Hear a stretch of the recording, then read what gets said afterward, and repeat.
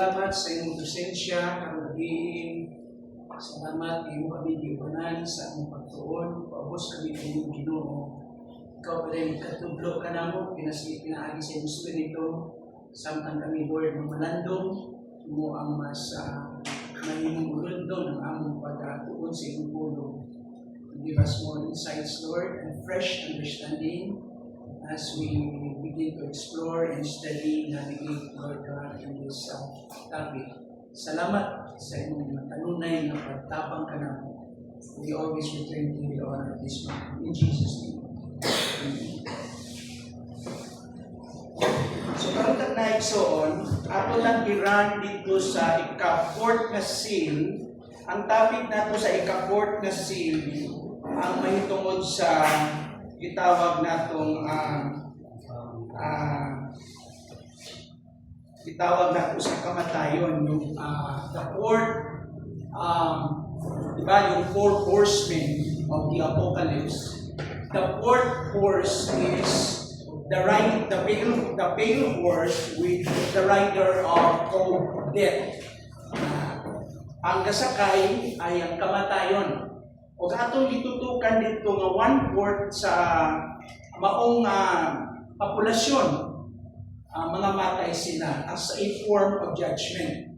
Now, atong tanawon itong last lang ang portion, Biblia noon na pagtulunan, may tungkol sa kamatayon, hindi mo naisgutan naman nato ito, passing lang. May usa dito nga, kayo mo na mahuman na ako lang agian gamay. No? So, atong iran pero ng screen dito, tanaw na ito nga portion ng biblical teaching about death. No? O agian na ko siya passing ang maong mga puntos. Unang-una, kung may pagtulunan sa Biblia, may tungkol sa kamatayon, atong kitanaw atong biblical teaching, kini siya mga pagtulunan kini nga kumingon natong pagtanaw nimong Biblia, i-explain sa imo.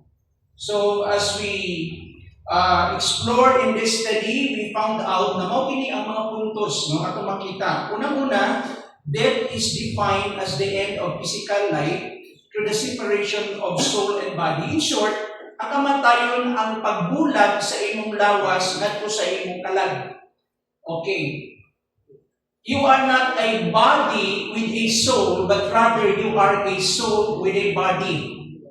Dili ka kabhanglang ulawas nga nay kalag, ikaw mismo, you are light, you are nifis, you are soki, you are soul, kalag ka with the body. So mo ka na ang pagbulag. Atong tanawin kadong punto. Kadong punto ng kamatayon, ang kitanaw siya nga in general scope. But pasabot, tanang tao. Ang scope niya, tanang tao ay pilion. Walay pilion sa edad, walay pilion sa kahintang sa kinabuhi, walay pilion sa itawag natong magtutuog, dili magtutuog. Na ay Ginoo siyang kinabuhi, walay Ginoo siyang kinabuhi, pareho tanan mamatay ang tao. Bunga ka na siya, of course, sa kalaglagan sa tao. Ang tao, part of the curse, is he is dying physically and finally will end to a itawag na itong separation from God. Now, ang kamatayon, pag ikaw Kristohanan ka, born again ka, okay? Kausa lang ka mamatay. Kuha nyo? Pag born again ka, kaduha ang iyong birth. The physical birth and the spiritual birth. So you born twice, but you only die once.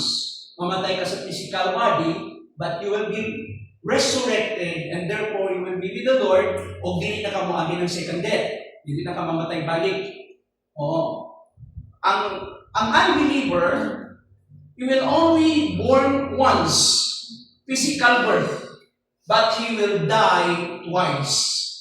Mamatay siya physically, and waiting for the final judgment at the resurrection day, then he will die another form of death, yung gitawag na itong spiritual death, wherein the soul is forever separated from God. Okay, so ato nang i-clarify lang no, na general general, may na itong reality of this death, no? For all men, wala ipiliwag na tao. Next. Ikatulong na punto, death is departure in the body and be with Christ. Pag Christian ka, ang kamatayon is a form of moving home. Pagpauli mo, paimo na kay Kristo. So at the moment of your death, that your body, your spirit, your soul will be separated from your body. Immediately we will be with the Lord. Diretso na kas Ginoo. Sa mga magtotoo. Sa dili magtotoo, death comes on a form of God's judgment against unbelieving world. But pasabot, physical at pisgutan din. Likon ko, ang kamatayon sa tao, tanang tao normal mamatay, product of the curse. But there are events like this one, nga itong hisgutan din sa tribulation period, nga gamiton sa Ginoo ang paghukom, ang patyo ng tao. Physical death kini. Kaya gitawag na to, death comes in a form of physical judgment. God's judgment. Against the unbelieving world. So, ang iyang gitutukan din yan, mga dili magtotoo. So, pagpatyon sa Ginoo sa katao, na dili magtotoo, that is a form of judgment. Balikod ko, kung dili ka namatay out of old age, kasi padulo ka sa imong pagtigulang, normal na sa tanang tao, at dunay gitawag natong intervention sa Ginoo in a form of judgment. Now, you will not die in your old age or maybe in a form of judgment, pero kini very specific ni siya sa future man o may tungod man siya sa mga unbelievers. So, hukman niya physically. Mamatay sila. Pero kini siya, physical death pa lang Ingon ko nga, kung dili magtotoo, he will die twice. Kaya, mamatay siya sa physical, kunya mamatay sa spiritual. Forever separated. The soul is forever separated from God. Now, kanon, ikaupat, atong tanawon. Ang ikaupat na punto nato, dinhi, death comes in a form of divine discipline. Ay, napakadama. Jump na lang ka. Ika-third, matingali na, no? Ika-third. Death is a form of divine discipline. Now, listen to this. Dili, didisiplina mo sa Ginoo ang kalimutan mo, unbeliever. Para asa na Para sa mga Christians. Let's say Christian ka, pero usahay na ang intervention ng Ginoo, nakuha na kaniya. Any form of what? Discipline. Lain-lain lang siguro ang pamaagi ng pagkamatay. Pwede kang mamatay sa aksidente, mamatay ka sa sakit, mamatay ka sa mata na klaseng panghitabo. Pero pagkamatay na normal lang. Kasi itagaan ka sa Ginoo opportunity na exercise nato na atong gamiton na we have to exercise precautionary measures. Mag-amping ta, di ba? Ampingan nato atong lawas, atong health, matabok ka sa dalan. Tanang na engagement nato na atay mga gitawag ng pag-amping. Okay. Pero pag dili pa nimo panahon, okay, na may mga higayon na i-permit sa Ginoo. For His purpose, we cannot explain. But there are some point na bisan grabe na kayo ang iyang giagian. Nisurvive yapon siya, nabuhi yapon siya. Kaya nga naman, tungod sa dili pa niya panahon. Naalala niyo yung statement ko before? If God is not done with you yet, you will be immortal. That is a hyperbole, a way of saying, exaggeration na. Pag di pa niyo panahon, isang baliksang kapatid, mahabong kas pangpang, kung buhion kas Ginoo, mabuhi ka. Pero dili mo pasabot, na dili mo ati manon imong kaugalingon. Kaya mo ng Ginoo, do not put the Lord your God to the test. Nalala niyo yung temptation ni Satan? Since you are the Son of God, ambak ka from the pinnacle of the temple, ambak. Kaya mo ng Ginoo, no, do not put the Lord your God to the test. So gikot ni Satan in Book of Psalms, yan gitwist na God will provide security, ang pinantas Ginoo, bahala na magpinagduy ka, bahala na imo siyang sulayan, for your own stubbornness sa imong pagkagahi, ang pinang ka, dili ihatag sino ang pulong na mahimo siyang license to sin, license to disobey, license to violate God. So ang punto ni Jesus ito nga, do not put the Lord your God to the test. Satan, ang point na ito, yes, ang pingan sa Ginoo, ang iyang katawhan. Pero, katong mga tao na nagsalig sa iya. So naalala niyo, gipugos lang Ginoo sa kamingawan. Lord, no? Tagain yung pagkaon, ikramo sa langit. Ibalik na lang sa Egypt. Sige na lang yung kaon o mana o yung panikan sa langit. O karon, gipugos sila Ginoo sa kaminawan, gihatag sa Ginoo ang ilang gipanayo. Okay? Sa ilang kagahi, wa sila nagulat sa Ginoo. Posible ihatag na sa Ginoo. But in a form of discipline, itagaan sila kaugahan sa ilang mga kalat. God gave what they asked, but give them dryness to their soul. Kaugahan sa ilang mga kalat. And a way of discipline to His people. Now, karon, na-abide in a form of what? Discipline? Yes, the Bible is very clear. So, atong agian na nakaliyo. Ang tanawa ang language ng Hebrews chapter 12, verse 5 and following, kini na passage na isgot ni God's discipline. Duha ka klaseng pagdisiplina, kugnatso and paijuo. Ang paijuo, disiplina gikan sa Ginoo, sa mga anak lang niya. Ug usa na siya kailhangan na pinalangga ta sa atong ginikanan, kay hinigugma man ta. So naipagpanton. And that is an indication or a sign na anak ka. Now, karon, dinhi, kung imong tanaw ng Hebrews, explanation lang ni tanan nga kinaatiman sa Ginoo. So ayaw isipang dautan o negatibo o maluyahan ka kung disiplinahan ka sa Ginoo. So bidasig ta din sa mga Hebrews. Now karon, tanawa ang language ani ng sin unto death, no?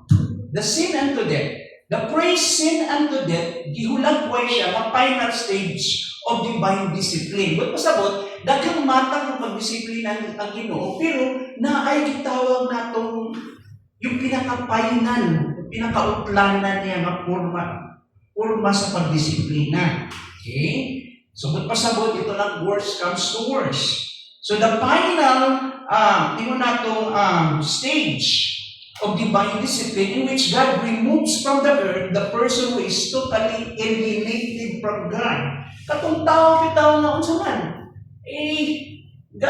gapalain siya o wala siya nagpasinutanon sa Ginoo. So sin unto death is a mental attitude. Now listen to this.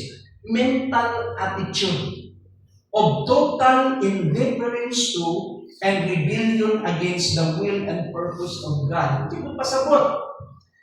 Pag may attitude, ang definition ng attitude, dili ang behavior, binuhatan, lihok, yung action, muna yung behavior. Ang attitude, ang pangutok, ang sunod sa utok. Kaya ang definition, attitude is the mental framework. Yung struktura, yung pattern sa iyang utok. Kung paano na-wired yung utok. Kung yung utok na-wired siya, magsigig panikas, magsigig siya binuang, magsigig siya, kung unsa ang dagat siya utok, ang tawagan na attitude na may binisaya. Ano binisaya sa attitude? Batasan? Kinaiya. Oo. Now, karon, pag Kristohanon ka, siyempre nga agad tubo ka sa attitude ng Kristo. No? Pero saan, dili pa man kita perfect. So, di magpareho ang tubo sa Kristohanon. Nya, ang ginuunay pagpantong kay mga anak ng tayo. Mugat na natapi ka, din sila na hisgutan. Alam mo, the reason why I love the Puritans is naduho ko yung hisgutan yung mga Puritans, no? Ako yung mga Puritans, sila yung mga tao na sa ilang hardware o districtus bilog siyang pulong, hindi na, ang bakat ng pulong, hindi na siya. Kunya, ang dito sa ilaha kay, kana bitaw, very practical po sila, kunya, bila yun ipaamit sa inyo ang realidad, ang importansya ng pulog sa Ginoo sa adlaw-adlaw. Yan mga Puritans. Ang mga Puritans, balansi siya ng uto o kinabuhi. Alam mo na yung term, ang tawag na the balance, may definition na po sa tinuod na theologians. Sa mga theologians na, grabe na Bible school, no. Theologians is this, the balance of intellectual excellence and spirituality. Kung pasabot, sakto yung foundation o pamutok dito sa dito. Pero sakto ko lang yung pasingkasin yung devotion o kinabuhi na magawas lahat sa inyong pagkatao karakter. Yan ang mga Puritans. They are humble people, deep, spiritual people. Mga tao ko sila na hindi malula dito sa title. Ang ginatanaw ni Mati na inyong lakat. Pero sila yung mga tao na bookworm. Usa sa mga usahay ka ng batasan dito sa mga Puritans, bago sila magwali, usay, nag-introduce sila ng libro. Oo. Yung naman ilang kultura ka niya ito. Now, hindi na kumulangan dito may song. Tayo tayo. So, sin unto death is a mental attitude of total indifference to and rebellion against the will and purpose of God. Kaya usupak ito pa sa kabubuton sa Ginoo, sa Kristo nga ng God. So, spiritual condition of the person who comes unto unsa may spiritual condition sa usa ka tawo nga moagi siya gitawag tong sin unto death. Characterized by continual and maximum carnality. Posible ba na ang Christian ba? Na-teaching ko sa ay emphasize ko na lumog nato sa mga pictures na. There is no such thing as carnal Christian. Taga ka ba? Wala carnal. Spiritual good ta. Na hindi lang ang tubo. Kabala mo si carnal? Kalibutan nun. Okay. Kalibutan nun una-una. Okay. Kaya lang masayot ka usay sa tumuna pagkadili ka carnal sa pinato na Kristo nun. Ibog adlaw 24 hours iya mo na huna tanan, tulong kanunay. Tulong ba kanunay? Di. Usahain mo, tukar pang pagkaswitik ng pagkakristiyan ko sa Ilonggo pa na. Yung pagkaswitik, mangit ka. Anak ko. So, dinhi, makita nato dinhi, characterized by continual and maximum carnality, and this punishment represent God's final step of discipline to those who are in maximum isolation from God. Only God can discern. Ang Ginoo ni makabaluan na sa tinuod na nature sa dagat sa una-una sa tao. Kung sa iyang attitude, kung iyang kabubuton. Walang di mo na makabasa. Hindi ka kahukom. Hindi ka nagkulod. Ikaw, ngayon ka. Hindi. Hindi mo unang. Hindi nga, hindi mo siyang kasama sa gawas. Pero sa gawas na. Dili man tatinod na makita, anino ro siya kung makita. Di man natin mabasa mo na kasi mong basa ni mong behavior. Di mong basa sunod sa utok, yung attitude, pero makita mo sa behavior. Eh, ang Ginoo mo yung maka-interpret, anak. Ang karon, then only God can discern the true nature of a person's mind, attitude, and will. So only God knows whether a person is actually hard-hearted. Ang Ginoo rin nakabalo kung kanang kawalan, tig-agad of heart, o deserving siya for physical death. Bugat na siya matagdi. Very seldom to.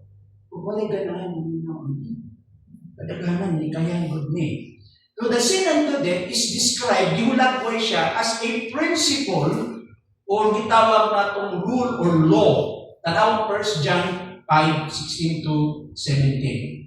If anyone, kinsa man nakakita sa Igsoon na nakahimo sala, nga dili makabuhaton, kining klase nga sala, nga dili muhaton sa kamatayon, angay ng iampo. Ingon diha, he should pray. O iyan man. And God will give him life.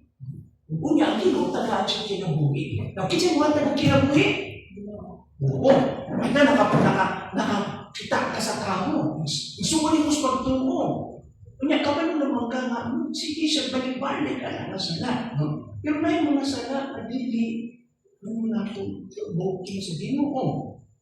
Kayo. Banaan din Ginoo. Bisa kung sa kagamay sa sala, di ko malipay Ginoo. Pero ang Ginoo na yung tolerance. Nanapagin kita sa grasya karon.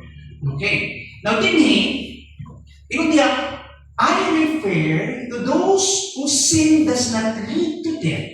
There is a sin that leads to death, and I am not saying that he should pray about it. So, kung pasabot, katulang mga sala, mamuhatod sa kamatayon. Namatay, Lord, ayaw, tapos sinutiro na yun sa disiplina, Lord, nagaya pa siya, magampo ka, no? Kaya may mga sala na hindi muhatod sa kamatayon. Now, verse 17, ito na ang general. Ang tanang dautan ng mga binumatan, sala. Pero adunay sala, na dili muhatod sa kamatayon. All wrongdoing is sin. And there is sin that does not lead to death.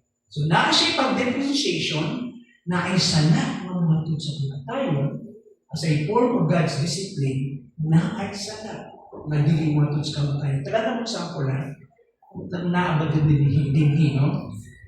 Labi na itong 1 Corinthians, no? Example lang ha, mga itong talaan. Sa Psalm 118, 17-18, I will not die but live and will proclaim what the Lord has done. The Lord has chastened me, the Lord has disciplined me severely. Grabe nga pagdisiplinas ginukan ako, but He has not given me over to death.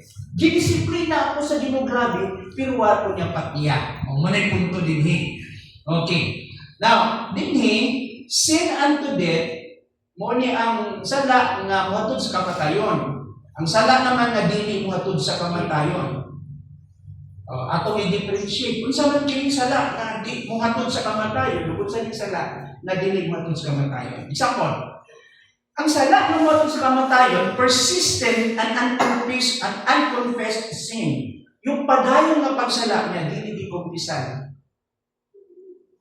Kuha nyo? Padayon mo sala. Wala na kumpisan.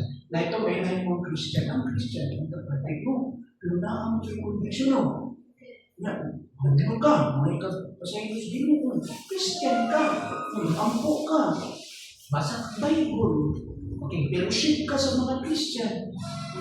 Christian ka. Oo. Kaya na, nakikaluyahon pa. Gatubo pa mo na sa Ginoo. So, ako ang mga katuligan, gatubo ka mo, di ko na ka. Oo, kay gatubo mo ka, muna nagtanong liso kita sa pulong nimo, bakit kinabuinanan nimo. Pero, kumplito na to. Kung liso ka, kumplito na siya na, nang sanga ang dahon o ang bunga, kumplitong trangka na, pero pa di mo nakita. So, pag kung sugod di mo sa Ginoo, magtubo man na, bisbisan man na sa pulong sa Ginoo. Magtubo ta. So, di pa rin pareho ang responses na to.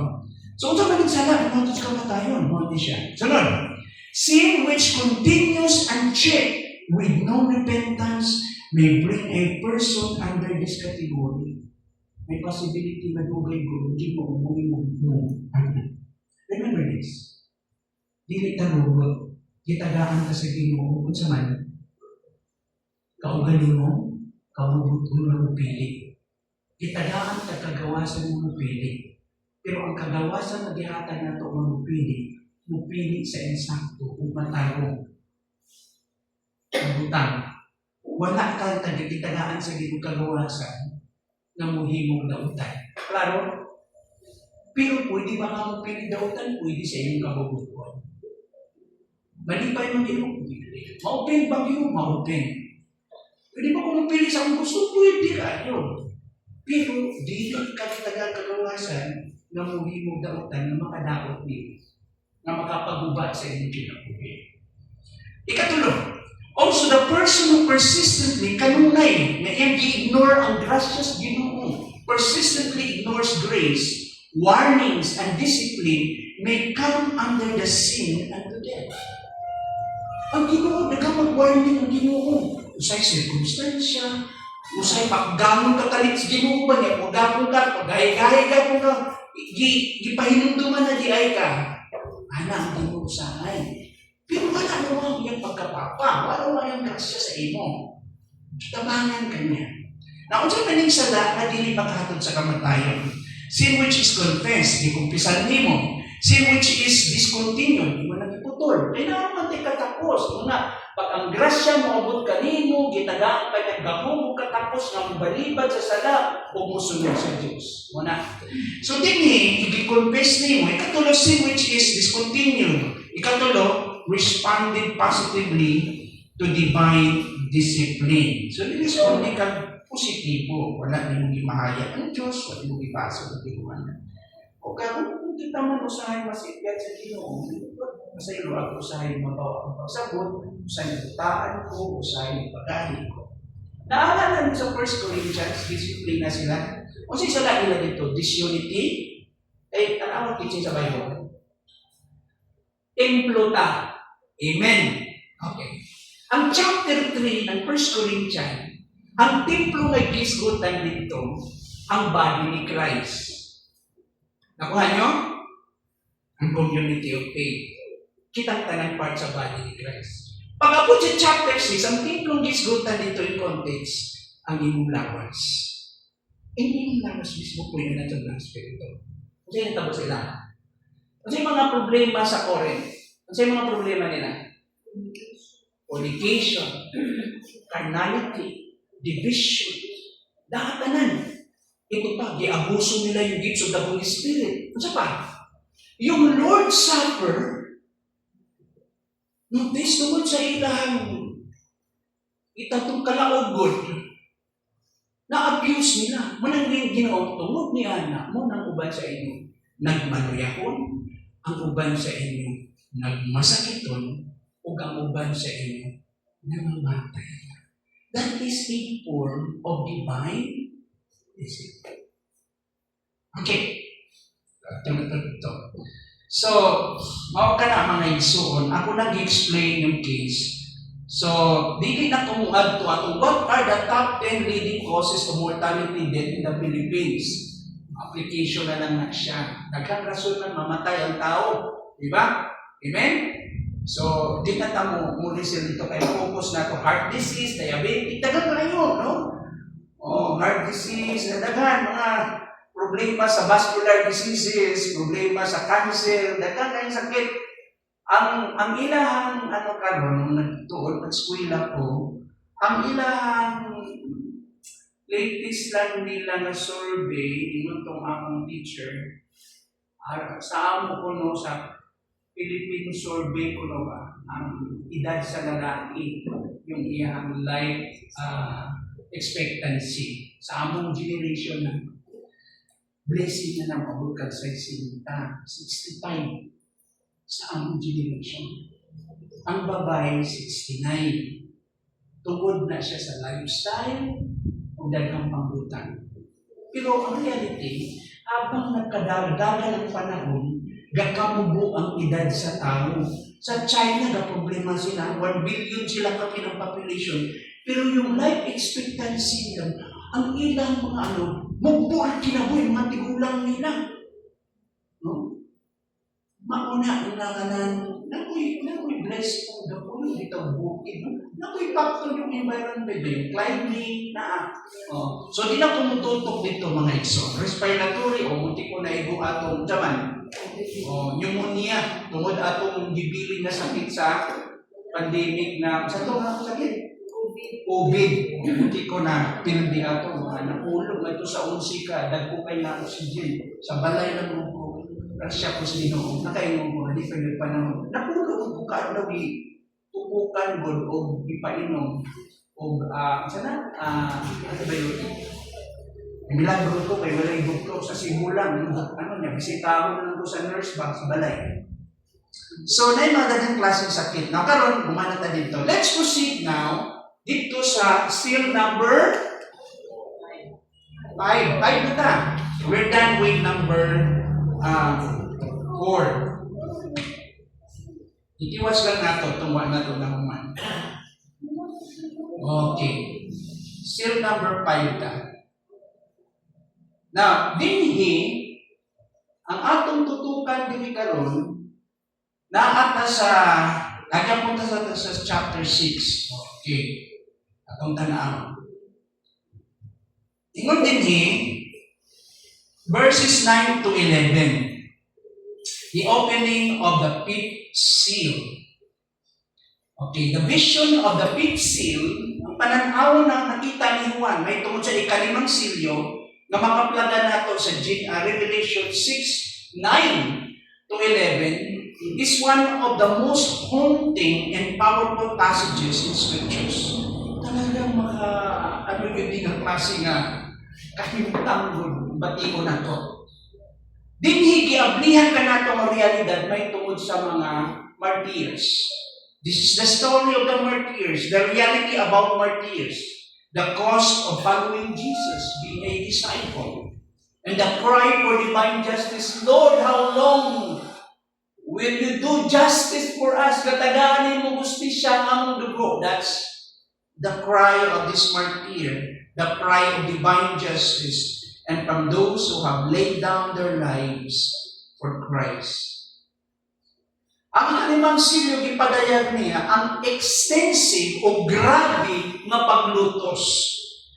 This is about the extensive persecution, okay, of the period. So ano sa amin hitabo? Sa tribulation na time, grabe ang persecution na mahitabo coming from the Antichrist or the people of God, for the believers. For many, because of that persecution, many who put their trust in Christ were sealed their testimony with their own blood.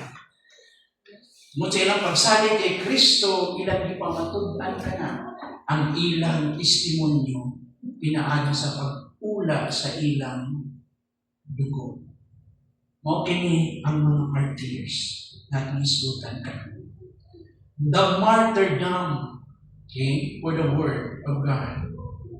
Now, the saints are slain, ipamatay ang mga gibalaan tungod sa pulong sa Ginoo. Balikan mo Book of Revelation, chapter 1, maski si John, the beloved, gipadala siya sa island of Patmos, sa isang penal colony, gipriso siya dito, sa usa ka isla. O yan gisulatan sila, pinagyang Ginoo, naghatag kanya o pagpadayag o revelation. This is the revelation of God, of Christ, through His servant John. Sa then, gidawat ni John ang mga revelation, ingon siya sa mga churches sa Asia Minor, ingon siya, ako inyong kapariho usab, na niagi sa mga pagsulay o kanisdanan. Your fellow servant, your brothers, who also suffered with you, kauban na niagi mga kasakitan sa kauban ninyo. Because of the word of God, I am incarcerated or put behind bars, gipriso ko din tungod sa pagtuo, pinaagi niya sa maayong balita. Because of the word of God, ako ay gipriso. So, okay na kung makita na testimony ng mga gibalahan sa Ginoo na namatay sila tungod sa pulong sa Diyos. Wala sila namatay sa bisan kung saan hinungdan. Wala'y hinungdan. Ang ilang kamatayon, bilingon kaay. The saints are slain or killed because of the word of God and the testimony they had maintained. Nagpabilit sila ng baro sa ilang pagtuo. Their deaths are not tragic accidents of history, but a direct consequences or outcome of unwavering faith and loyalty to Christ. Ang ilahang kamatayon mga igsoon, dili ka na nagitawag na ito. Usa ka tragedy lang, na na-aksidente lang sa nangaging panahon. Kung dili bunga yun sa ilang pagtuo nga lighong Diyos Ginoo ug ang ilang commitment sa pagkaginoo ni Kristo sa ilang panahon. Tanawa ang Matthew 24 verse 9, Jesus already forewarned or give them warning in advance. Ingon si Jesus, you will be handed over to be persecuted, itugyan kamo. Aron pagalutuson, you will be handed over to be persecuted and put to death. Pamatyon kamo. and you will be hated by all nations because of me. Di prophesied na daan sa Ginoo. Ang ilang ang pagluto sa ilaha o ang pagpatay sa ilaha is not just a random happening o nahitabo lang sulagma. This has been prophesied. Pamatyon ka mo o kamo kahimutan sa tanang mga naso tungod ka nako. Atong tunaan ang word na martyrian. Mga igsoon sa study ng missional ecclesiology, yung pagtuon may tungod sa misyon sa simbahan. Usa sa pinaka-pusti, one of the pillars of the missional ecclesiology is the pillars of martyrian, ang pagsaksi para sa kamatuoran. Ang word ng martyrian, gikan sa sapulong na Marcus ng Griego, na gihagikuha na itong in-English na pulong, martyrs. So, ako itagag definition kini kung saan martyrs based on the biblical foundation. Yung dili, a martyr is someone who stands firm to testify to the truth. Ang usa ka martyr na namatay siya, na iyang giulang iyang dugo, usa ni siya ka tawo nga nagpamatuod diha sa kamatuoran.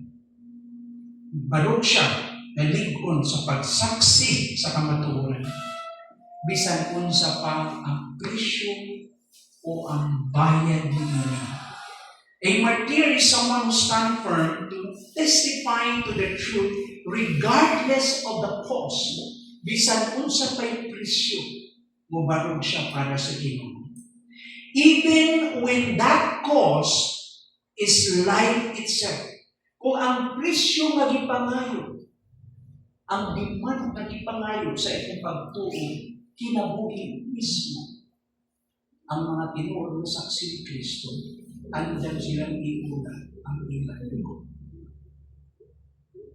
Such a person, kini na klase nga tao, bears witness, nagpamatuon, not only through words, but to the ultimate or final act of devotion. Kini nga tao, wala lamang siya nagsaksi, nagpamatuod pinasikat sa pulong, kung dili sa iyang mismong liko sa iyang kinabuhi. Isip usa ka unsa man, pagpakita sa iyang komitment sa Ginoo. It's a form, an act of devotion, an expression of loyalty and love to the Master. Giving their life for their faith, gitugyan nila kinabuhiton silang pagtuo. Matthew 16:24, ang kinsa man, let him deny himself, take up his cross and follow me. Ang kinsa man, ang gustong musulod na ako man alagad, iyahang unsaon man, isalikway ang iyang kaugalingon, iyang pas-anon ang iyang krus, kung musulod siya kanako. This is really a sacrifice. Ang usa ka martyr, matinud-anon siya nga saksi. A martyr is a faithful witness. Matinud-anon nga saksi. Dibot pasabot di siya makasala. Dibot pasabot ba siya kaluyahon. Pero ang general trend sa iyang kinabuhi, ang iyang baruganan, ang iyang pagtuo, ang iyang konviksyon, nagpabiling siya diha intact matinud-anon si Ginoo. A martyr is a faithful witness who boldly declares God's truth. Why kahadlo? Maisugon niya, gideklarar, gi-anunsyo niya, giwali niya ang kamatuoran sa Diyos. Reflects Christ's example, iyang ipakita sa iyang kinabuhi. Kinsa si Kristo? Pakita niya sa iyang example good. No? Reflect Christ's example and proves their testimony through sacrifice even unto death, showing that truth is worth dying for. Kung pasabot, ipamatud-an ang iyang testimonyo pinayo sa pagsakripisyo, bisan hangtod sa kamatayon. Ipakita niya na ang mamatay para sa Ginoo His word, layo more good. Ang kamatuuran yun. Alam mo, isod, topic good kay. Kung di tatagahan sa inyo o grasya, pangutan dito mong mixo. Ako ka dito. Ang martyrdom, yung kamatayan, is not on your own choice. Hindi tungkol gusto mo lang. Kabalugi mo kitang tanan ay limitations. Amen? Kabalugi mo, kung dili buling ang grasya, walay bisan kinsa ka na, ganay kaugan mong katapos, nung walang hapot sa katapusan, kung dili tagutan sa Ginoo. The reason why you persevere, ang inundanan nila, putay ka. Because in the first place, kung muling ka, before the foundations of the world, God is preserving the pinakos mo nang nila utay ko. From the human side, kung mo naningkamot ko. From the divine side, sa mata ng Diyos, ang hinungdan na naningkamot ka, kay ikugdan ka sa Diyos. That's the balance between the human side and the divine side. Nakatong sa doon din, kaya mga versikulo, di na lang ko ibasahan ka na. Ito yung summary na yun, bago na form, kining maong statement na to. Balikon ko mga iso, this is not by our own, just personal choice na gusto lang natin. Akong basahan kayo sa 2 Timothy 3:12. Everyone who wants to live a godly life, ang kita ng gustong mabuhi ng balaan o Diyos nun, yung diha na kinabuhi. Everyone who wants to live a godly life in Christ Jesus will be persecuted. Ang kinsa ng gustong mabuhi, mabalaan, diha sa Ginoo Jesus, Diyos nun, diha sa Ginoo Jesus, siya pagdalutuson. Ano? Simple lahi pa ang sukwahi pa ang dagat sa kalibutan. Lahi ang pagmutok sa kalibutan. You are wired differently. Lahi ang dagat sa imong pandantaw, lahi ang imuhang set of values, lahi ang imuhang mga prioridad, lahi ang imuhang joy, no? Ang imong kalipay lahi, ang imong purpose sa kinabuhi lahi. Mauna, pag ikaw nakita nilang lahi, you are distinct. Ikaw na nag-ilusara, you are always in the minority. Ang mga daghang di malipay nimo, ang sabi mo hato nila, ewa sila nalipay nimo. Alam mo sa kalibutan, dili welcome ang Diyos nun. Would you agree? Tanang tao di malipay sa tao nga, Diyos nun. Dili naman kay killjoy ka, o ikay pagpalong sa kalipay, you have no choice. Kay sukwahi ang inang dagan. Kasi may tabo. May tabo, ani. Okay? Ang tinuod lang ang malipay mo, katong mga tao po, naghihikap sa Ginoo, na muduol niya. Katong mga tao po, na gusto magkinabuhi na Diyos mo, katong mga tao po na nagmahal sa Ginoo. Now, ang sa may usa sa mga punto dinilid kayo sa mga martyrs. Somebody said, ang dugo kuno sa mga martyrs, mao'y liso sa Ebanghelyo. Namatay mo, namutaan na sa Ecuador. Sa tribulation, na ay mga survivors. Pero na ang pagitubutan yung may martyrs. Lord, in general, kita tanang martyrs. Agree? Ang sa Isultis Bible. I-assume na daanin po na tanang Kristohanon, given na. Given formula. Pag-abot sa balang Espiritu kaninyo, buhat 1:8, Acts 1:8, when the Holy Spirit will come upon you, you will receive power and you will be martyrs, my witnesses, martyrs. So, buti pa sagot, given na natanang Kristohanon, okay, have enough grace, with a sufficient grace, nga makakipaglakaw kita ng mga saksi sa Ginoo, both by life or by death. Pero na ay mga higayon o kahintang sa itong kinabuhi. Na ay mga Kristohano, na namatay sila in old age, namatay sila, nagiging sila namatay in a martyr's death, nagipatulog ilang dugo tungod sa maong persecution o paglutos. Amen? Napa mo? Buti pasabot na ay mga nangamatay na ay mga Kristohano na wala mamatay, bisan gi-persecute sila. Gi-preserve sila sa Ginoo during the tribulation period.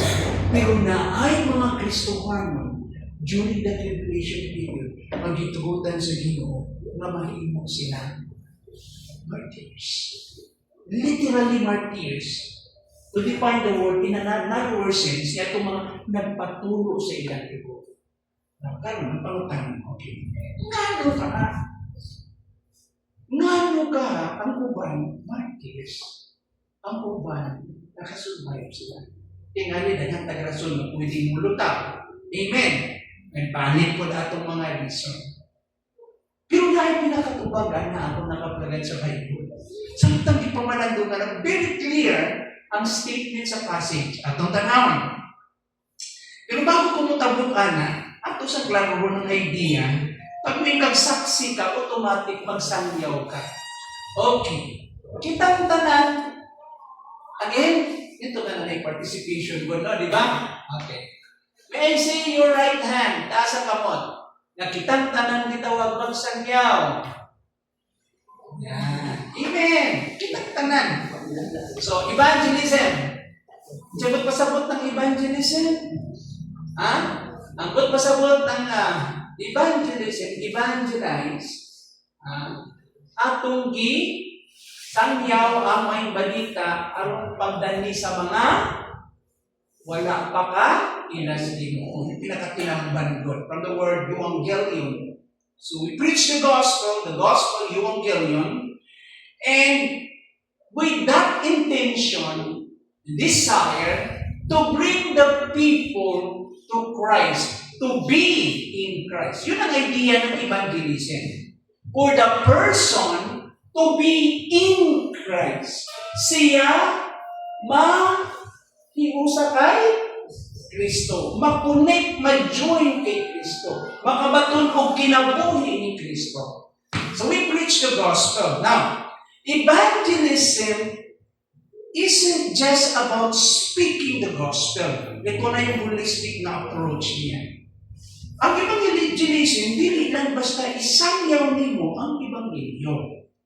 It is also about living it. Ikinabuhi nimo ang ebanghelyo.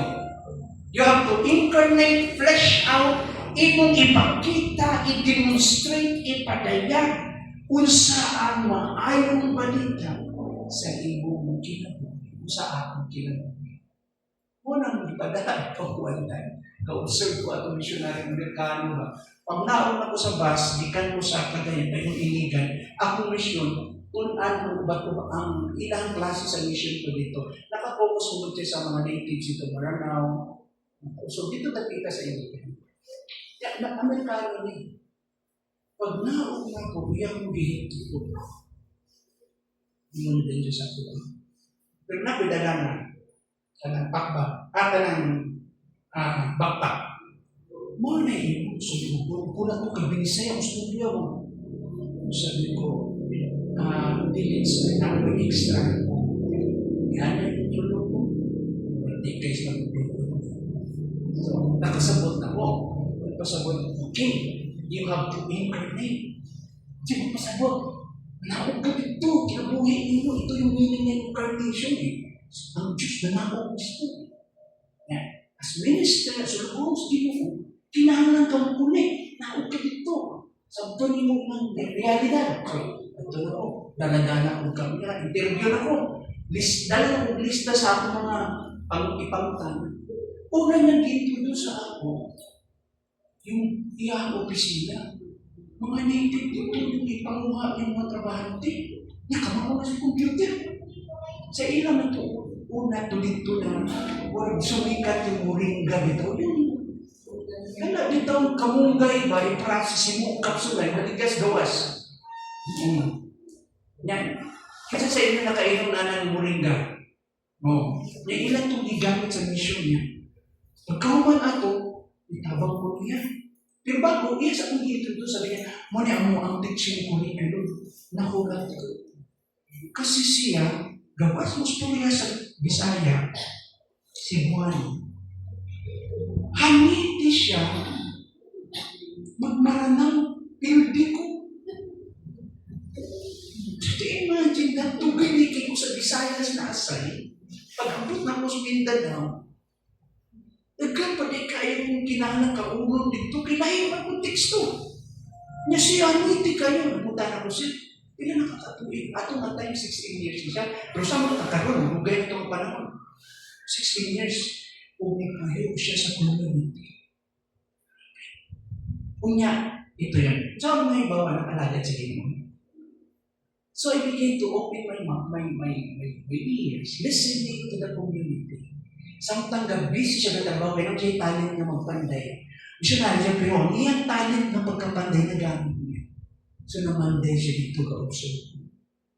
Kaya lang, samtang nag-observe ko sa iya, naulaw ko, kaya kita na ako sa mga malalaw. Kaya siya kapanday. Gibuyaan ako ang apong, kami nga, apil na ko dito pupot good, no? Dito ko nakakaroon niya. Sabi daw, ihang ng mga kabinet good nga. Higuon ko. Di pa man uso itong mga stock ni Paul. Kung siya pagkawin, bayabas kung siguro ito iyang panglubong, bagibalinahan niya. Niya, pagkawin na ito, kaunan mo. Kaya Amerikano na ko ako, sanay ko sa buhol. Agad ako adjustment sa goalan ko. Kung paglingkod na ako, ibutang mo ito. Unang nag-prepare mo na, simple dito, simple mo kayo kinabuhi ba? Ano ako, mga tsara, ibutang mo dito sa pagkirahan na, simple kung ikaw medyo kinikimi kagamay, tanaw ko dyan sa inyo. Kuhaan ko dito, una-una ko. Di ba siguro kumukusan? Kunya, di po po itong sa Dinas, God. Nag-isagol dito sa murang udong bitaw. Kung ako noon, sa ubay, why problema? Well, adjusted ako sa Bohol. I have been here sa Bohol, God. So, I thank God. Akong observahan siya. Very simple.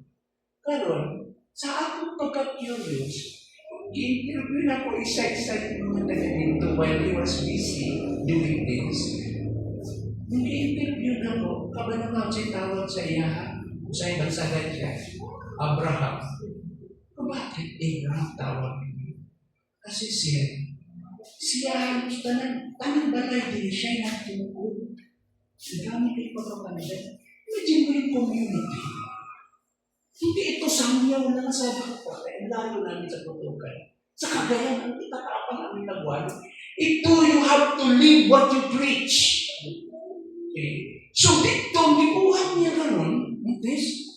Ito kurang mga balay mga tao. Ito ko pa siya mabutikang kamay. Kanya, nagputukon ko siya dalilan para sa mga balo na may trabaho. Holistic yung gospel. Hindi nila yun. One time, ningon siya, kini siya ang among pastor. Lahir ni siya. Kabalo ka, iyang gibaligya, iyang sikiran. Kinamin membro mo lang ka ng 2 kilometro sa ayaw Bible study. Baktas lang. Yung mga converts na ang mga native dito ha. Patungkol na sila ng Bible study. Yung magbaktas lang. You know what it did? Gibaligya niya. Hindi sa atin. Hindi convert niya ng talit siya dito. Para makasakay na yung mga membro. That is the incarnation of the gospel. At kita kasi mga tao mula kas langit, nitunog ka siya. Di na may bigyan, bisultin mo kung dili mo incarnate. Yun ang language ng kenosis, yung humiliation of Christ. Na ang eternal Son, di mo maintindihan, bisan mga anghel di kasabot, na naob sa tao. Nipuyok dito sa tao sa pasungan. Nipuyok dito sa pinakasimpleng pamilya. Hindi sa paibsta kita.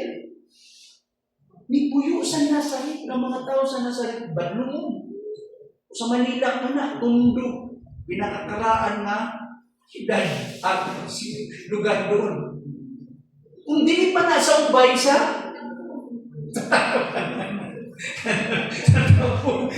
okay. Okay. So, notice, yan ang napasabot ako ng evangelism. Okay? It is also about living it. So when a church exalt Christ, kung ang simbahan itutuloy niya si Kristo, and its people walk in obedience, kauban ang mga tao ni ini, mga Kristohanon, maglakaw sila ng masinugtan ng sa Ginoo. Ang balaang Espiritu, gamiton ka na ang imong kinabuhi mga tinag-ani na mahimong instrumento ka na. The Holy Spirit uses that faithful life to give credibility, tagaan credibility, and draw others to Him. Ba't masagot? Gaampo ta. Gawali ta. Kapaningkamot ta. Sa atong tanong paningkamot, kung dili mo ikaw ang Espiritu, wala ba'y kalawang kati? Ang atong trabaho lang, Lord, akong gibuhat ang part. You do the rest. Pero kaya mong gumalaw, Ginoo, si Pablo lang. Yung istorya dito sa dalan. Pero kinahanglan niya ng Ananias, si kapot si Ananias, para si Pablo ipasilitate. Naalala niyo si Cornelius sa Acts chapter 10? Istorya sa Balang Espiritu. Pero kinahanglan niya istorya si Pablo para ipadala si Pedro sa Acts chapter 10. Ano ipadala si Pedro sa balay ni Cornelius para mawali sa mga balita. Pero giunahon na daan sa Ginoo. Istorya na. Samtang pa na human o wali si Pedro, gakamulo pa lang, ni kalit nagliho ang Espiritu. Gibaptize na sila sa Holy Spirit. Nakurat si Pedro. Kaya naman, hintil man eh. Kailangan ng approval sa Jerusalem. E di man musugot pa sa Jerusalem sa kasabot.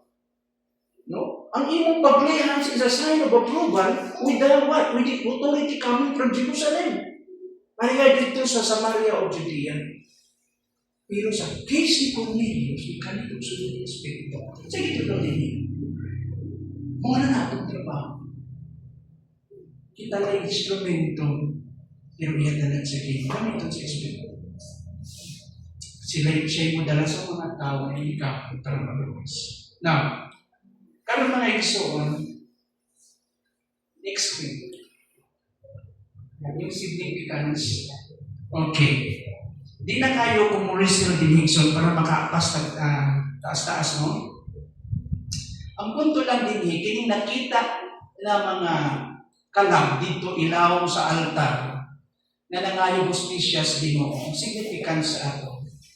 Ang maong pananaw na pahinong doon sa church karon na ang pagtuo is not a comfortable inheritance but a costly calling. Ang pagtuo dili ang comfortable ng mga inheritance ng mga panulundo nato sa Ginoo. Kung dili usa kini na tawag na adunay presyo gayon, very costly calling. Martyr's Cry challenges complacency and cause believers to what? Ang pagtawag sa mga martyrs, ihagit din ang ating pagiging what? Complacent. We are becoming more what? Comfortable to the point usahay na himo ng tapulan ng Kristohanon. Hindi itutruan kita na unsa man mubarog na ligpon diha sa maong paglutos. Nasayod kita na kanang maong pag ano na to, kalisod na to. Pag-suffer na to para kay Kristo, is kita nakiparticipate, nakikiusa sa iyahang kadaugan. Itudluan po kita diha na usalig, sa hustisya sa Diyos. Trust divine justice. Believing that God's timing, though mysterious, di ta kasabot kanusaan, misteryoso kayo dito sa pagliho. Sometimes it requires patience, pero ang iyahang maunghustisya is really perfect. Hingpit ka na. So trust divine justice. Ikatulo, honor the witness of the saints. Atong himayaon ka na. We have to recognize it. We have to acknowledge it. the witness of the saints, remembering that their blood, ang ilang dugo, nagpalibon, nagpamatuod sa kamatuoran, stronger than any sword, mas gamhanan pa kaysa espada, kaysa bisan kung sa espada, ang ilang dugo. Ato makita ka naman so. Now karon, ikalong punto ito makita sa mga kalanding sa diyan kita naaw sila ni John, naa sila ilaw sa altar. Alam mo yung altar sa temple bitaw, yung altar of incense, dito mo na siya gamiton para mag-ampo ang usa ka priest, muhatag siya mga hadlaw.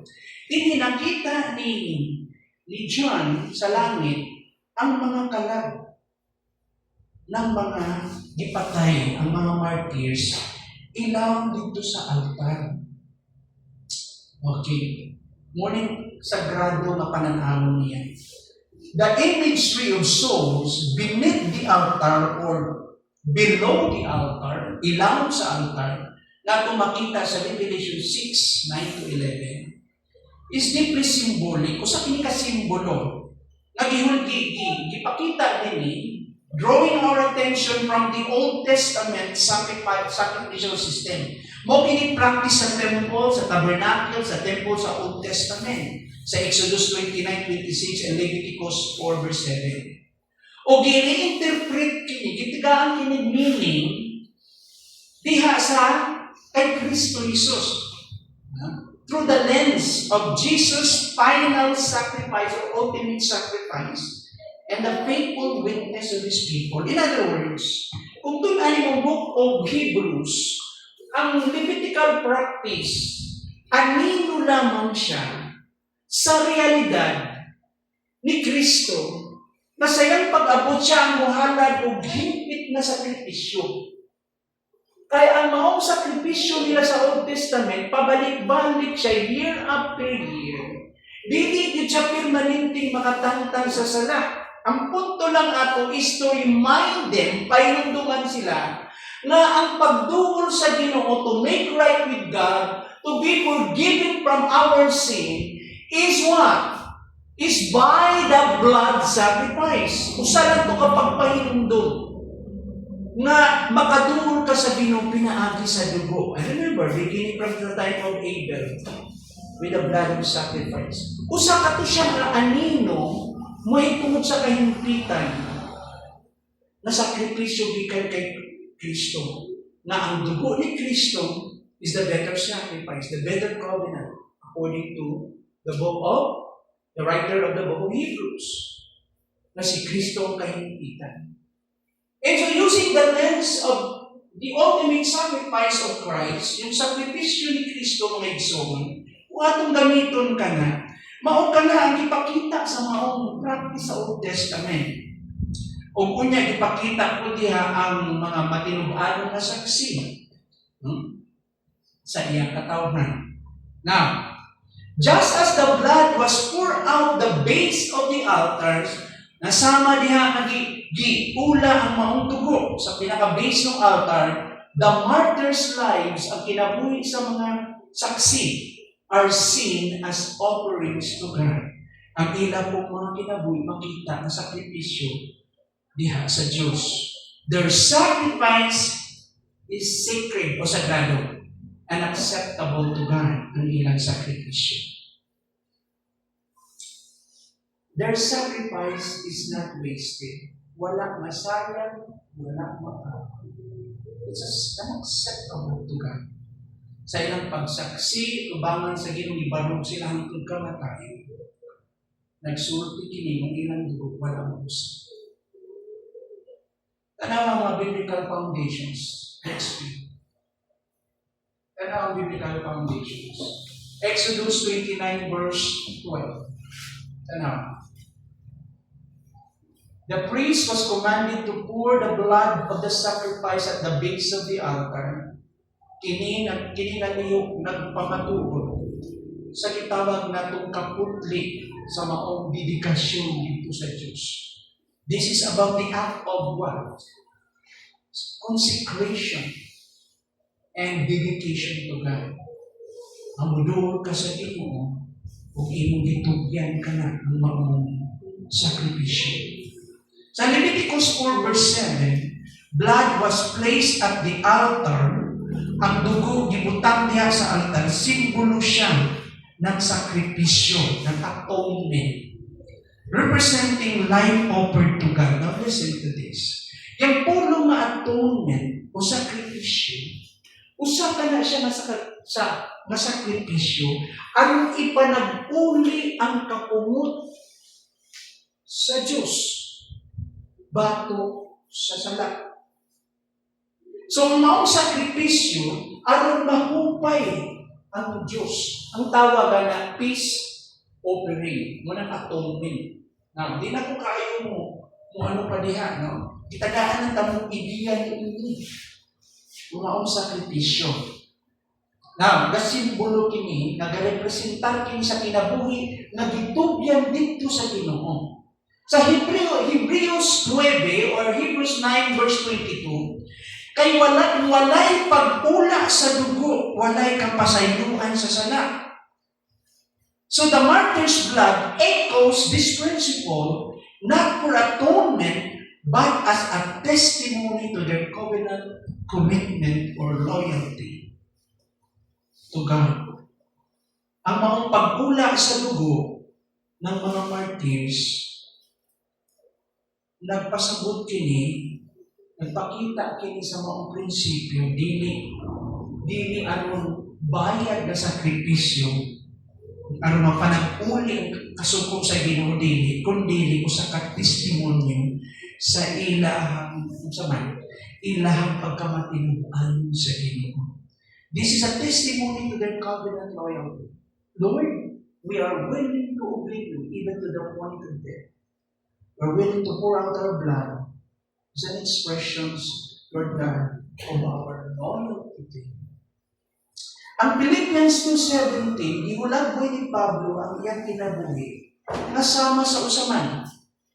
Mao'y giula good nga, murag o gitawag natong drink offering. Sama sa murag drink offering. Sa kain, nga gitawag natong nga implon, no? Imo diya, martyrs embodied this reality. Ikinabuhi sa mga martyrs kini nga realidad ng ilang kinabuhi spill out as sacred offering. Ito ba na our lives spell out as a sacred offering sa kasagaling offering. Nang tanawa ang Romans 12 verse 1, ang martyrs mabuhi, ito yung buhay na sakripisyo. Kini literal good appeal na ang pagtugyan sa iyong kinabuhi. Ipresenta ang imong lawas sisipuhin na sakripisyo. So martyrs, iyang gituman ang maong kuman, literally. Nabisan sa iyang kamatayon, nahimupin ko sa kalibo o kinabuhi sa nagsimba. An act of worship. The altar as meeting place sa Old Testament, the altar was where the heaven and earth met. Nga naman, kaya ang Diyos gamit niya ang altar na makitagbo siya sa tao. Yun ang trabaho ng priest, the people's representative to God. Makitagbo sa tao. So yung altar na himo siya sa the meeting place between heaven and earth. Ang tao makadungol sa Diyos, pinaagi sa paghimo niya ang altar. And he release. Gitawag na ito, express opening dito sa altar. Now, beneath the heavenly altar, ilaw niya itong langit nun na altar. Sa ilaw niya ito, nakita ang mga kalag, ang mga di pamatay. Na dito sila gapuyo. Gasimpulong ini sa ilang kasugod sa Diyos o sa ilang walay katapusan na pakikiusagot o participation sa iyang presensya. Nakatong mga gibalaan sa Ginoo, doon sila sa presensya sa iyo. Pero magtala ko sa iyo. Katong mga tao, naglakaw sila mga tao sa iyo. Kinang tanan malangit. Amen? Umupin ang picture di pakita din. Remember the martyrs? Nakita sila ilang dito sa altar. Ang sabi din, tudlo diyan. Yung kasukod diyan sa Ginoo. Nagpili lang ka na. Tanawa ang blood as a testimony, ilang dugo. Sama sa dugo ni Abel. Nalaman yung teaching sa Book of Matthew. When people persecute you, ayaw ka, don't react. Diba? Don't avenge. Ayaw ka. Panimalos. Because why? Because God is the one who will avenge for you. Ayaw pagpanimalos. Kaya na ang panahon na ang Diyos ang lumukod. Then, notice, tanawa si Abel. Wala kang justice sa Abel. But there will be a time muabot ang justisya sa Ginoo. Tanaw mo niya, just as Abel's blood cries out from the ground. Kung sa may syagit sa dugo sa kinabuhi ni Abel, nga naula dito ang iyang dugo sa yuta. Kung sa may tingog ni nangayo o justisya. Just as Abel's blood cried out from the ground in Genesis 4 verse 10, the martyr's blood as well cries out beneath or under the altar. Their dead are not silent. They demand divine justice. Ang ilang kamatayon, dili masaya. They are not wasted. They are simply waiting. Nakulat lamang sila. But finally, God will serve justice. Ang ginong iyang taga-justisya. The vision of the souls under the altar reveals that the blood of the faithful is never wasted. It rises like incense before God. Ang ilang mga dugo dito ay mura usa ka insinso nga niabot ngadto sa Dios. It's like what? An aroma, smell aroma, pleasing to God. Makapahimuot sa Ginoo. Ang ilang dugo, ang ilang kinabuhi. It's like an incense before God. Their sacrifice sacred, their testimony eternal. Walay kamatayon ang ilang testimony, walay kinutuban. And their cry for justice is unstoppable. Pagutan ito. Kanong panahon na, sa panahon pa ni John in the first century, nakita na ni John na ang mga martyrs, mga justisya. And God will give justice for them. Walay palang pasok din. God will vindicate His people. The God will justisya. Ikatulog, the cry for justice. The holy plea of the martyrs. Kung sa may ilahang banaan pag-ampo, kung sa may ilang plea, how long, sovereign Lord, holy and true, until you judge the inhabitants of the earth and avenge our blood. Kanusa gamahan ng Diyos o gamahan ng Ginoo. Balaan o matinud-anon, hantod kanusa hukman mo ang katawhan sa kalibutan o imong ipanimalos ang among dugo. Mamanimalos ka sa amin. Kanusa. Alam mo, saan kita diri sa kalibutan, ang feel kalibutan. Feel ba mo ano? Yung sa'yo, nagtinarong ka, nabati mo, wala yung justisya. Amen? Let's have an intervention ka dito. Ika, ano pa ba yung justisya sa Ginoo? Ihani makalagpas ang tao din sa kalibutan. Tanang diskarte sa tao din sa kalibutan. Pero sa mata sa Diyos. Buwasan sa Ginoo. Ibindicate sa Ginoo ang mga matay. One day, God will judge the earth, the people. Tanawa ang foundations. Ang mga martyrs ang ilang hilak sama sa unsaman sa sawing Lord. Na si David maupod, naglament si David. Nagkuhol si David. David's lament, expressing the tension between faith and waiting. Maukinigin mo ni David, how long, O Lord, will you forget me forever? How long? How long will you hide your face from me? Kano sa ako baka dawat ng justisya? Sama ko sa David. Tingnan ni maka-identify po na. Natay mga prayers na nangayot ang justice sa Ginoo. Amen? Sa Psalm 79 verse 10, why should the nations say, where is their God? Kano mga tao man, no, this, ay nangita sila, asang imong Diyos. Mura siyang pagbugal-bugal. It's a way of despising you. Ibugal-bugalan ka, asang imong Diyos karon? Ano nga naman imong kinabuhi? Luwason ba ka sa imong Ginoo? Iligtas ba ka sa imong Ginoo? Asang imong Ginoo? The plea for vindication is not selfish. Pag mo ingon siya, why should the nation say, di mo man ingon pa ng mga nasod, asa na ang Diyos? Kasi punto din sa Psalmist, i-vindicate mo. Dipinsahan mo, ang iyong nanay. Sa Habakkuk 1 verse 2, how long, Lord, must I call for help? Kanus ako, Lord. Ingon diha, kanus ako, Lord. Nakilangan tumutawag para mga nagtapang. But you do not listen. Wala ka rin ninaw.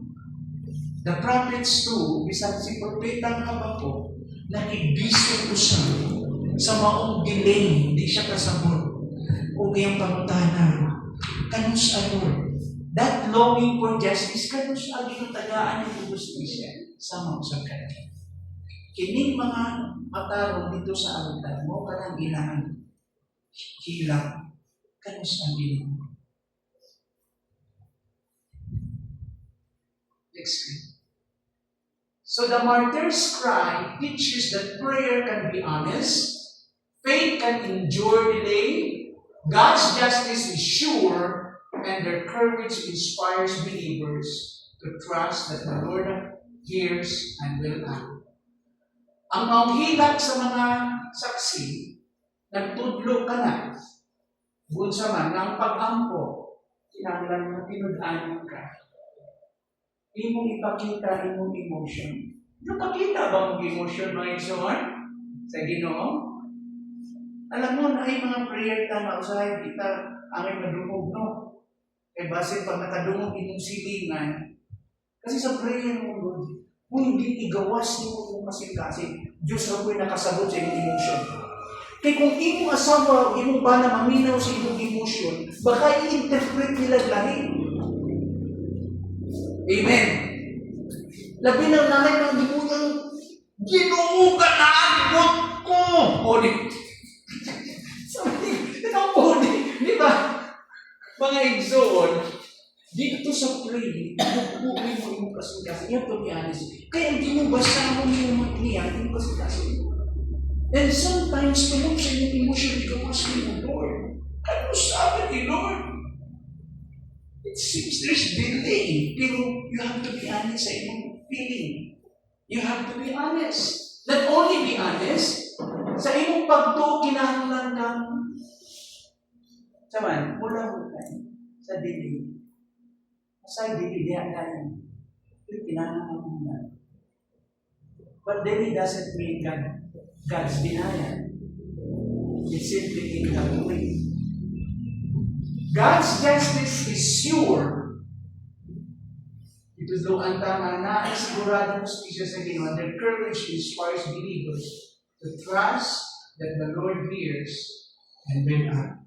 Amino ba yun sa ako?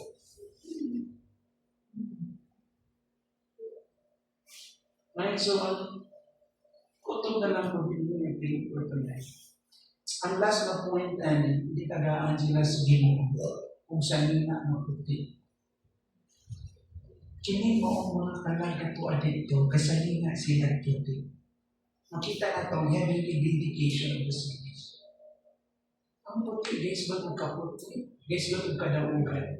Guys, ba't ang pagkabalaan? It's about victory, purity, and holiness. Sigutan na ito, kini mutabot-tabot po sa susunod na ito. So, ang punto na ito, diha, na ay mga martyrs. So, doon maka-point ang atong sigutan din puti na robes o ang divine timing. Kaya naman yan. Alam mo, dili ka lang din makita ni mo justisya sa Ginoo. Isa na yung immediate justice ang Ginoo na yung postponed justice, na yung ultimate justice. O sa yung ipangayos siya, wala din. Dili mo dahil, dili ka mabitigil sa iyong kanto. Pero siguraduhin ng Diyos, yan, iyakang ibinigay. Nakayos na siya. Na kini mga matarong ni. Di pa pasabot perfect sila. Pero nasa sa Ginoo. Itugyan nila ilang kinabuhi para sa ato. Panagalan sa Ginoo. Now, alam mo, ang exciting din, balikan ko. Ang pagiging martyrs is not your own choice. Alala niyo, kasi tubag sa Ginoo sa ilan. Naghahanap ang kamay highlight. Tubagon sa Ginoo. Tubagon sila sa Ginoo until when? Katod ka saan? Sa dihang makumpleto na ang numero sa ilang mga kaigsuunan na pamatyon sama nila. So there is a prescribed number of martyrs. In other words, the martyr's death, becoming a martyr, you die in a martyr's death, is not your choice. It's a divine choice. Kung gusto sa Ginoo i-keep ka, dili ka maabutan ang mundo. Kapubutan sa Ginoo. Kayo nang ginukulat lang mo, wabot lang ang hustisya, hangtod mahimpit ang numero sa mga pamatyon ng mga kaigsuunan. Mahimpit ang inyong numero. Kaya dito na ako na-realize ko, that is not just my own making, choice ko na. Kaya ang imo na lang pagsali sa Ginoo. Pero kung mahimo, Lord, preserve me. Amen! Let's go. Dili pa na time na. Hindi na tisgutan ang revelation. Karoon na time, naging mo kamay ng research na may persecution sa lindahing lugar. Na yung mga ipamatay ng mga Christians, martyrs. Dili na tisgutan ang revelation martyrs sa atong time. Let's go to the context ng church age. Nato sa mga lugar na may mga pangbubuta-buta, may mga pangpatay. Sa mga tanong na doon, uuyan nila. Yung itubutan na yung mundo, wala yung tubag. Ang Diyos na yung wisdom. I remember this. Na yung wisdom atong statement. Ang dugo sa mga dipatay ng mga saksi. Liso sa paglambo sa buhay. You will see how serious are these people. Hindi sa Pilipinas, mas comfortable ko eh. Huwag na kayong lutos din. Ang lutos naman, awayin ka sa social media. Kaya usahay, daman. Tataka ko dahil sa media, hindi na siya lutos. Ang lutos ka na, tinanong ka ba kung niya, nagkaayo. Di ba? Ngayon ka, pinuha ka sa justisya. Kaya na pinuhalan lang. Amen. And that is enough for tonight. Ano yung reaction before we close? Mga nag-iinan? Ang oras na lang. Tapoy na. Tapoy na tayo sa ha? 9:29. Okay, close mo na lang. I think that's enough for tonight. Siguro sa sunod, muhatag ko o time po na naapod tayo mo na o i-open na itong floor para kamo po naapod mo yung time to interact po. Nadili lang puro ako gusto yan. Naapod time po. Para exciting po yung ato ang time for fellowship and study. Okay ba? Nakatabang ba mo yung suman? Nakatabang ba? Kaya lang straight na. Ikan pala sa survey. Mag-apo kita. Balaan nga Diyos, salamat sa imong kaayo kanamo kanang kagabiuna. Sa among panahon Ginoo nagpasalamat mi na kami na tao ang panahon na usab sa maong henerasyon. Kada yugto Ginoo naa kay mga liw o katuyuan. And you season us, Lord, in our own generation. And this is our moment. Mao kini ang panahon. Ang pag-ampo lang Ginoo na tabangan nimo kami uban ang kaalam o kadasig o kakatapos na pahimuslan na mo ang maong grasya na nagyatag ka namin na magamit kami nimo Lord sa pagpalambo sa imong ginharian. Padayon kami mga lagad kanimo sa lain-lain nga pamaagi sugod sa among mga panimalay. Salamat o Diyos nga uban usab sa grasya sa imong pagluwas kanamo ang naghingapin usab nga panalangin. And thank you, Lord, that all the blessings that we enjoy is part of the package of salvation, Lord. Thank you. Salamat sa kadagayaan, sa lugway nga kinabuhi, mayong panglawas, mayong relasyon, among mga pamilya, among mga trabaho. Salamat, Ginoo. Sobra-sobra ka kanunay, Ginoo. Bisan sa mga butang na usay malinta na mo pangayoon pero padayon ka gyapon nagkapadagaya. Salamat, Lord. Nagpaubos kami, Ginoo, diya kanimo. Lord, we cannot really, Lord God, stop to express that, Lord. Our words are not enough to express how kind, how good you are as our shepherd. Kanya mong pag-angko sa among pamauli, bitbito na mo ang imong mga salad. Sa ngalan ni Jesus. Amen. God bless you.